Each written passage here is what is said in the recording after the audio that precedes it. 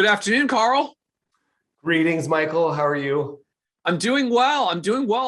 I'm fascinated by the presence of the blue sofa today, though. It has morphed itself a little bit. It is for those who can't see, the blue couch today is a blue Sharpie drawn couch on the wall because you are the Sharpie guy. So this is an amazing rendering of the blue couch. Like, I feel like we're going very meta with the blue couch now.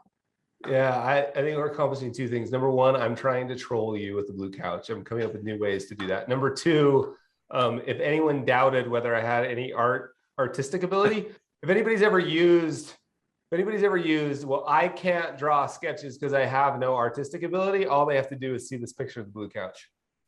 Recognizing that, like, there's you no legitimately had art gallery showings for your art, for your sketches. Right.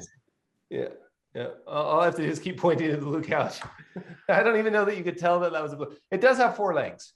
So for anybody who's just listening and wondering, there is a video version of all Kitces and Carls on YouTube.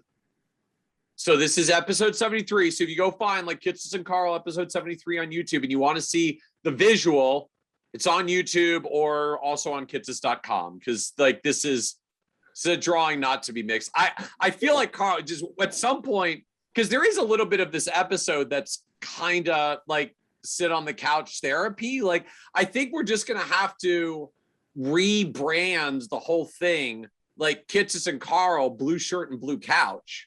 How about just the blue couch? That's the new podcast name. Welcome to the blue couch. Welcome to the blue couch. Welcome to the blue couch. Just take a seat and let's talk about your challenges today. So good. So speaking of which, today's theme is very much a someone sent in their blue couch problem. So I thought it was a good one because it's emblematic of something I'm seeing a lot these days. So Advisor Written Sin said, we manage a great team, $300 million practice with clients that's been growing by buying other small solo advisors who were not very financial planning oriented and turning their clients into financial planning clients. So they bought some other planning firms and they went out and bought two life insurance agent firms, old school insurance agents who have a bajillion clients. And often the valuation of the firms are frankly not terribly high because a lot of it's one-time commission revenue. So you can buy a life insurance advisor's book of clients for a lot less than an RIA's book of clients. So they went to buy the life insurance agent's clients to start offering them their financial planning and more comprehensive services and try to bring them in, and said, basically like, the life insurance agents are so pegged as life insurance agents, we're having trouble expanding the conversation without it just feeling like we're giving them just a financial planning sales pitch. Yep. And so the question came in, I thought this is a good one. Like these situations, I think we do this to ourselves sometimes. And certainly it happens in situations like this where you buy a practice. Like, clients tend to remember us for like the one first thing that they came to us for. Like if my elbow hurts, I go to my doctor. My doctor is going to forever be in my head as my elbow guy. Could be that they do all sorts of wonderful things. They're a general practitioner, but like, you fix my elbow, you're my elbow guy. I tell anybody who has a hurt elbow to talk to my doctor. And so when we sell a life insurance policy, we get known as the life insurance person, even if we do a whole bunch of other stuff as well. Heck, when the first thing we do is implement a portfolio, we can get shoehorned into being my investment person, even though you wanted to be a comprehensive planner that just happened to implement a portfolio because that was part of what they had and needed. So we get stuck in these boxes. Sometimes we inflict it to ourselves. Sometimes it's, the history of the firm that we buy. So to me, there's sort of the direct question here, like, how do I position this conversation when I'm buying a life insurance agent's practice and I want to enrich the offering with financial planning? And I think just more generally, like, how do we get ourselves out of these boxes with clients when we get stuck in them? Yeah, it's such a fun conversation to think about. And the first thing I think about is like getting really clear on the mindset. because I think there's this like fear and worry, and it even came across in that email, and that person would not be alone, right? Like we all feel this way. So I'm not in any way picking on that person. This is a giant empathetic hug, which is like, we think like, oh, we don't want to come across as sales pitchy. And I think if we can change that mindset to realize like, no, you're saving people, right? Like for sure, that I think the doctor analogy is awesome, right? Like especially if you were the primary care doc, or, you've got to have a kind of a comprehensive history. You can't just, and if somebody came into you and said like, I really am having some problems with my heart, and they asked you other questions that seemed to you to be outside of, it wasn't specifically about the heart, you wouldn't say, I'm sorry, I'm not going to tell you that. You wouldn't feel like they were trying to pitch you. You would feel like they were trying to get a thorough diagnosis so they could write a prescription. So I think if we can get our mindset shift first, like, wait, I'm just trying to help here. Right. And Nick Murray's done a lot of cool work on that. Like, I don't want to be one of the generals. I want to be the chairman of the Joint Chiefs of Staff, like that whole idea. And then the second thing I think that's important for context is like the kind of range of these conversations, right? Like it's one thing if you're adjacent, like you built a portfolio based on some goals, and now you want to expand that relationship a little bit. That feels like much closer than what I would call a customer who bought a single product. Yep. Particularly around insurance. So I think which I think is the realistic, like, is the context here, right? Yeah, and look, I'm not trying to be negative to insurance agents in general, and some do pretty broad work, but I mean, I think clearly like the context of the conversation from this advisor really is like just the life insurance agents pegged the life insurance agents life insurance agent, like, and they were right. Yeah. And he's trying to come in and sell something broader and do more and expand, as he put it, expand the conversation, but it's just feeling like a sales job. Yeah. So let me give you a little, I can share a little secret, because I've been working on this problem, and it's been a little more adjacent for me. It's like the investment person wants to be, but I think it still applies. And then we can talk about how to adapt it way out to the edge. But this seems to be a hang up for a lot of people, right? Like I got into this industry because I wanted to be I was an investment person, and now I realize I want to have a comprehensive, but nobody signed up to cry on my couch, the blue couch, like none of this stuff. How do I have these conversations? Because it's a little embarrassing. I probably should have had this conversation. I'm now realizing, how did I even build a portfolio without knowing a deeper sense of why? Like, it's a little embarrassing. How do I do it? And it's a real hang up for people. And it was a hang up for me for a long time, until I just figured out one simple way to solve the problem. And super simple, super easy if you have your mindset correct. And it's just like, you do your normal review. So maybe on our way in this discussion, we can peg that way far, the life insurance example. Like maybe you just do a normal life insurance review, right? Like, hey, I realized you bought this life insurance product 4 years ago. We're implementing some new things around here. We want everybody to come in once a year just to make sure that, we've taken care of your needs. Like, you do your normal review, And you just save 10 minutes at the end of the agenda. And at the end of the agenda, you say, now, first, I want to start from the perspective of, this is more adjacent, like the investment person. Then we'll have to back up a little bit. But the investment person, you just save 10 minutes. You do your portfolio. Like, this is what it would be, right? Like quarterly performance report. I've been doing those for 10 years. Do it, right? Do that. Sometimes we get all worried that we have to make some big announcement. Like, I think the thing I wouldn't want to do here is announce, we are now comprehensive financial planners who want to play a central role. I wouldn't make a big announcement. Even if it was more adjacent, I would just show, and I wouldn't tell. And the way to show them is do your normal thing, the thing you've been doing in the portfolio thing. It's like the performance review. Save 10 minutes at the end. If you have to put it on the agenda, just put a conversation, right? Save 10 minutes and say, Michael, we've been working together for 3 years, 2 months, 20 years, whatever. We've been working together for 3 years. And I've got to know you pretty well over that time. And so I think and again, I realize we're going to have to back up to the life insurance thing, but Yep. I've gotten to know you pretty well over that time. And so I think I know the answer to these questions, but they're so important. I didn't want to make any assumptions. Right. And you can only say that if it's true, which is a problem for the customer life insurance thing, which we'll get to. I think I know the answer to these questions, but they're so important. I didn't want to make any assumptions.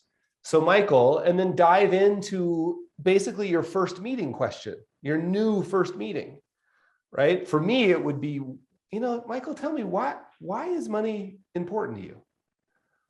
Right? For Dan Sullivan, it would be, Michael, I was just thinking about this. If we were meeting 3 years from today, what would need to happen financially in order for you to feel like the last 3 years have been a success? Whatever it is your question is, just dive into it and then listen, do all the things you would normally do, ask follow-up questions, and then say, gosh, Michael, thank you. Like I said, I thought I knew, but you know what? That actually informs some of the work we'll do. So would it be okay if when we meet next time, I reference back to this conversation?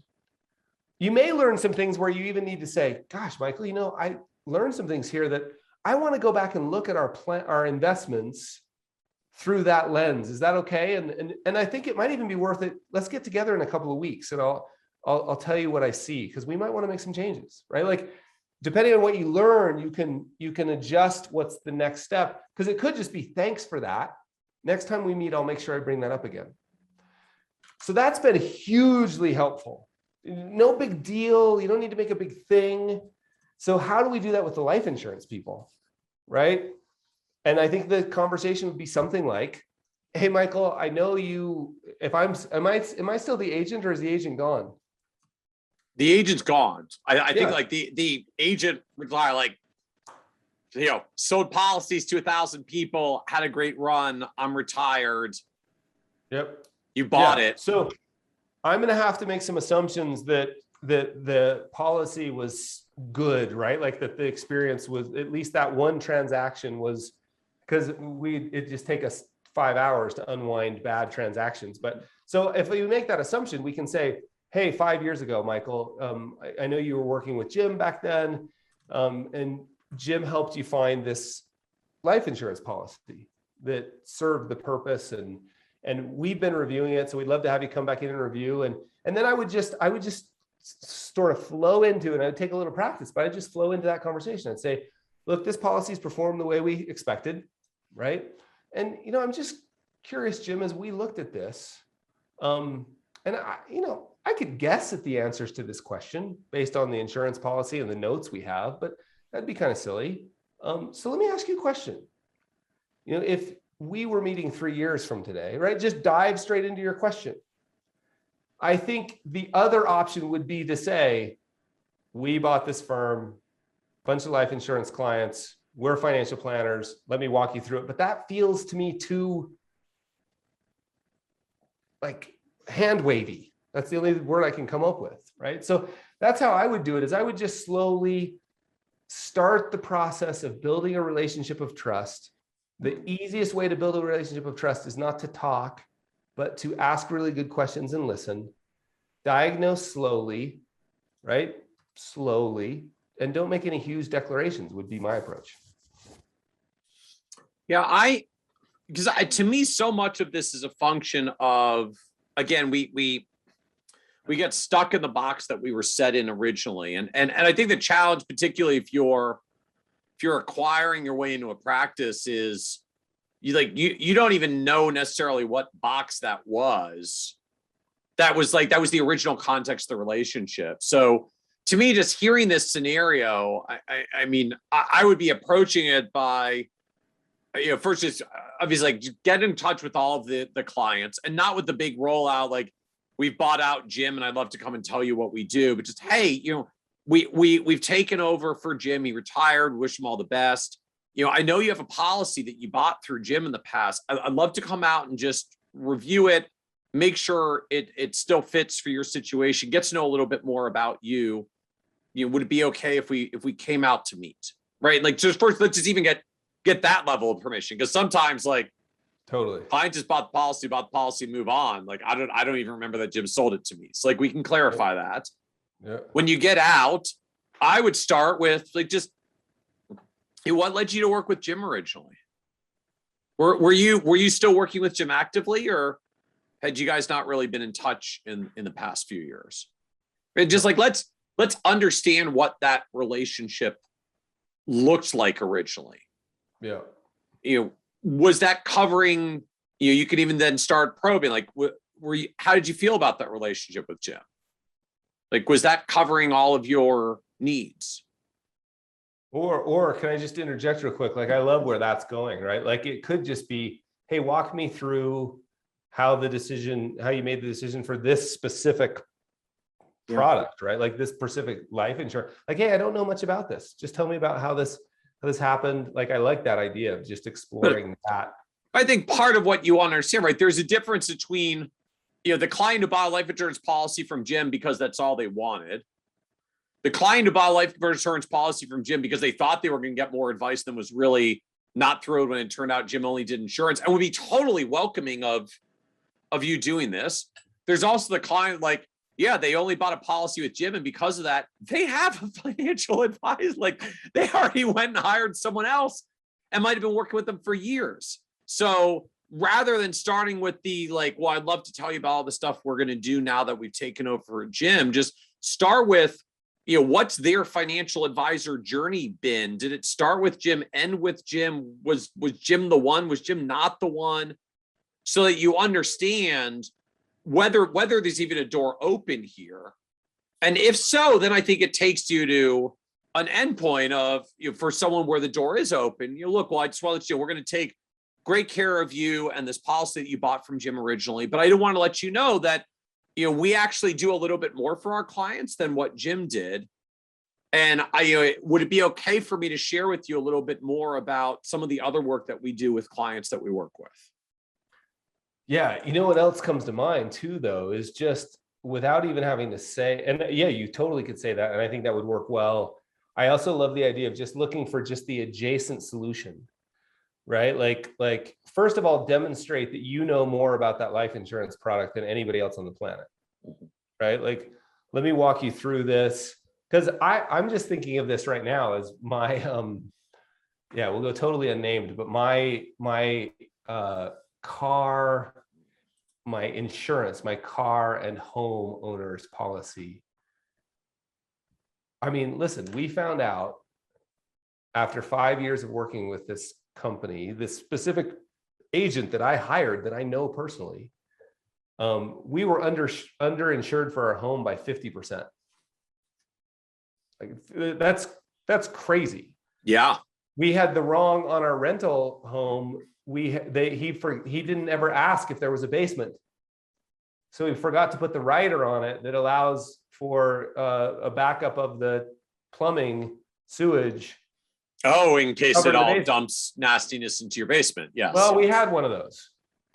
There was no rider. Every single person I've ever spoken to in Salt Lake City that has a basement has that rider checked. Ours wasn't, because the person forgot to ask. The agent forgot to ask us. $50,000, right? I remember exactly where I was when I was told that was denied. So, the remodel to put that basement back together cost us $50,000. So that mistake cost us $50,000. And when I told our new insurance agent about this, they were just like, I can't believe that they didn't. So the bar sometimes, and this is true of financial planners, this is true of investment. Like, we're not picking on insurance agents here. I'm just saying the bar generally, bankers, like the bar generally is pretty low. So if you go in and demonstrate, like, let me walk you through, you may or may not know this, Michael, but let me walk you through this policy, exactly how it works. And, at one point you chose this face amount, right? Do you recall how that decision was made? Right. And I would just love to find like an adjacent thing, like, well, you know what? We actually bought that because we invest the difference. It's a term policy, invest the difference. Oh, tell me a little bit about how you made that decision. Yeah. Right. And then how's the difference going? Like, yeah, exactly. You bought like, some invest the difference. How's the difference going? Right. How's that going? We're now into your investment discussion. Like, how's that look where we ended up. I would much rather find a way to show them that we do more than tell them that we do more. So it'd be real like, I think that's the powerful thing. Just when you start going down the conversation here, like just, like what led you to buy this policy? What was going on at the time? Like, just help me understand, like, where did this face amount come from?